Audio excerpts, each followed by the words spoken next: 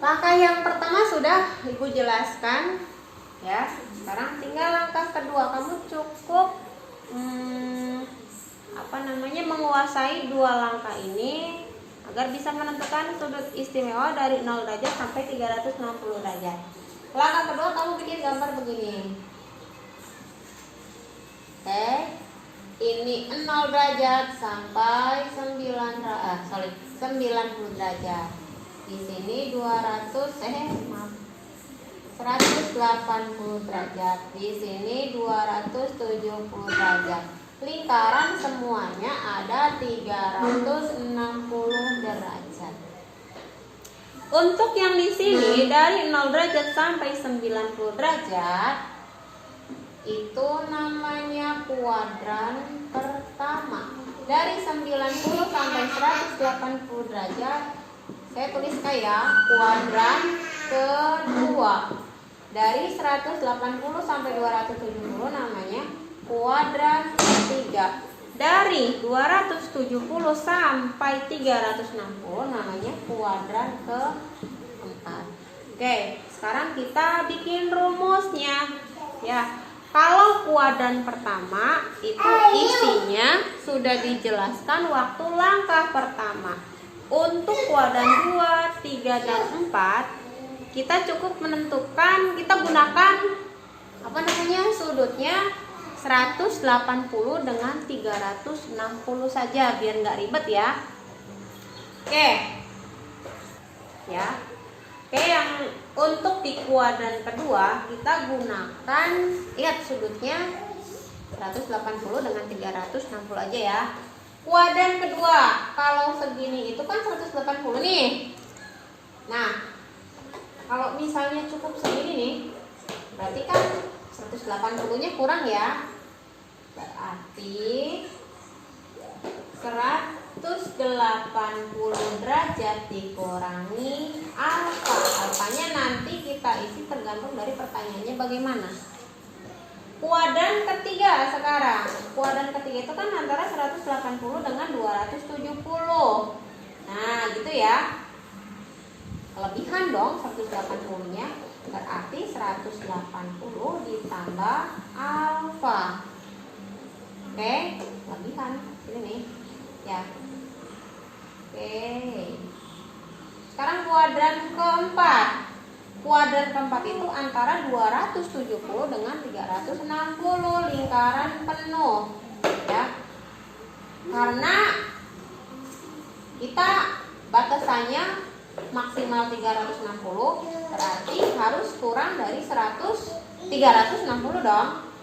Berarti rumusnya 360-nya kurang sedikit kan? Kurang alfa.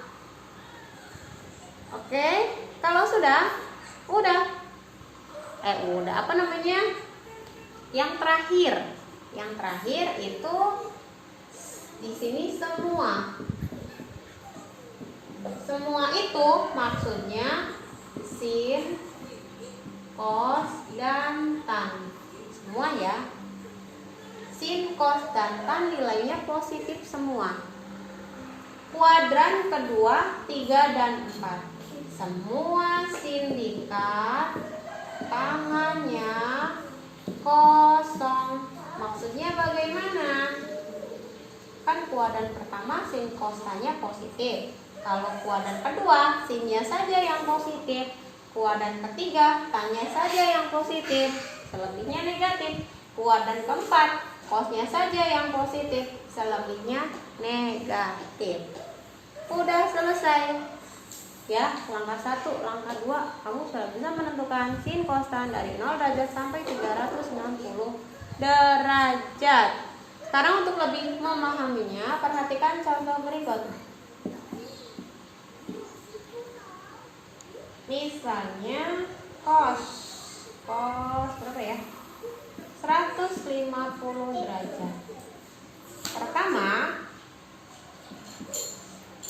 kamu tentukan dulu kuadrannya. 150 itu berada di kuadran keberapa? Ya, pintar. Berada di sini, kuadran kedua. Kuadran kuadran kedua itu rumusnya apa? 180-nya kurang kan? Kurang dari alfanya itu yang ini yang soal kita masukkan.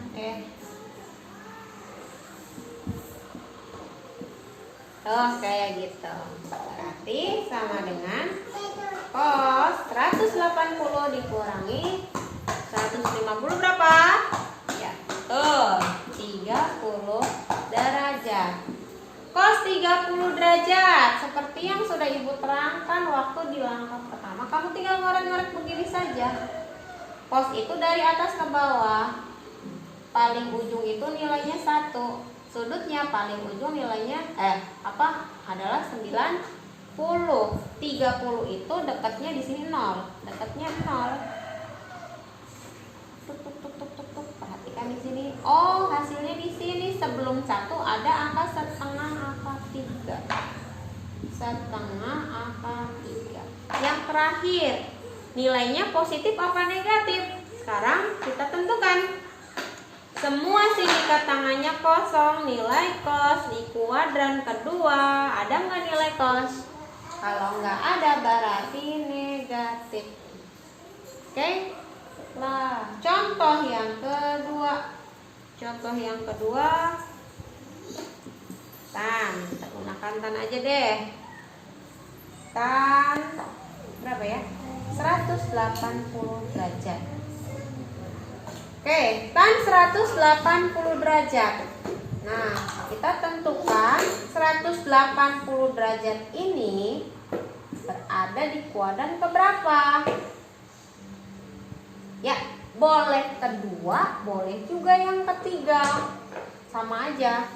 Kita coba gunakan yang ketiga ya, kuadran ketiga. Kuadran ketiga. Oke, kalau di kuadran ketiga itu 180-nya kelebihan apa kekurangan? Kelebihan dong. Kelebihan. Ditambahin berapa? Kalau dikurang mah 100, sudutnya dimasukin ke sini. Kalau ditambah mah ditambahin berapa sih biar hasilnya yang ini? Ya, ditambahin 0 derajat. Ya. Berarti tan. Nah, 0 derajat kalau sudah, ya kita nggak usah nambahin 180 ditambah 0 derajat. Tinggal turunin aja 0 derajatnya. Nah, kayak gitu. Sudah? Berapa sih tan 0 derajat? Tan itu sin 0 derajat per cos 0 derajat. Sin 0, berapa sin 0? Ini cos ya. Sin 0 itu dari bawah ke atas, 0 itu di sini. Pasangannya nggak ada, berarti ya 0. Kalau cos yang ini. Cos itu adalah di sini sudutnya pasangannya dengan yang mana? Dari di sini hasilnya adalah 1. 0 dibagi 1 berapa? 0. Kayak gitu ya.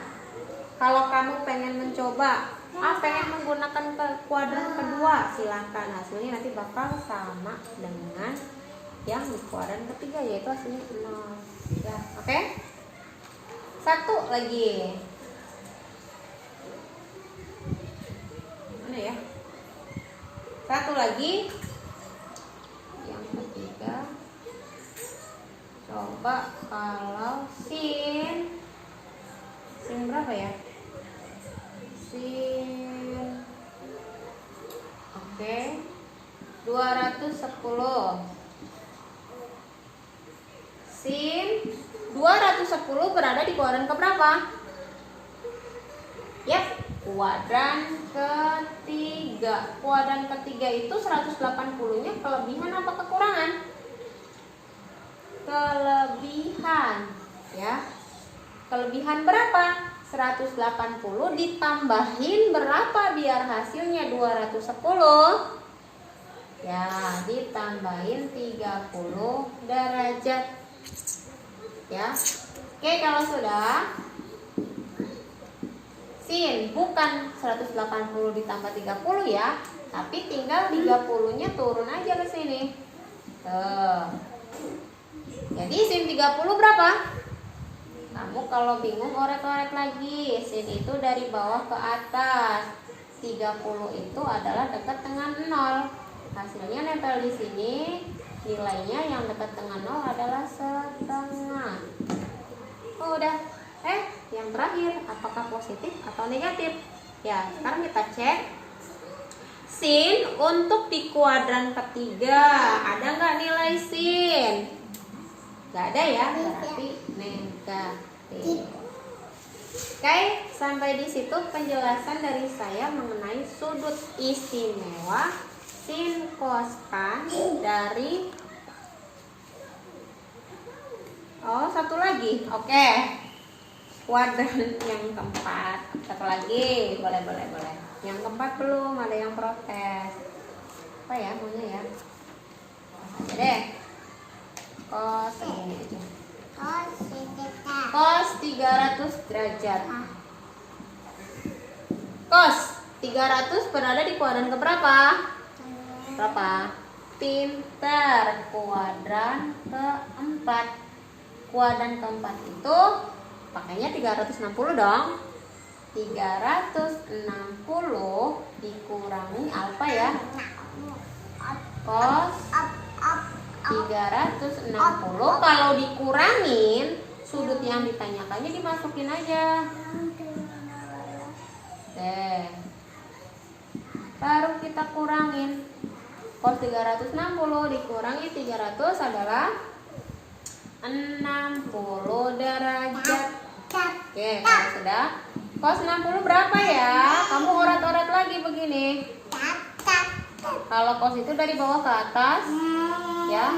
Paling ujung sudutnya 30, hasilnya adalah 1. 60 itu dekat dengan 90. Sini ya. Nah, nempelnya di sini. Paling bawah itu berarti sebelumnya 0 adalah setengah. Ya. Berarti cos 60 adalah setengah. Lihat yang terakhir, positif apa negatif? Semua sindikat tangannya kosong. Nilai cos di kuadran keempat adalah positif karena ada kosin. Ya, udah deh. Oke, segitu saja penjelasan dari saya mengenai sudut istimewa tanpa kalkulator sin kostan dari 0 derajat sampai 360 derajat, cukup 2 langkah. Semoga bisa bermanfaat. Bila taufiq wal hidayah. Assalamualaikum warahmatullahi wabarakatuh.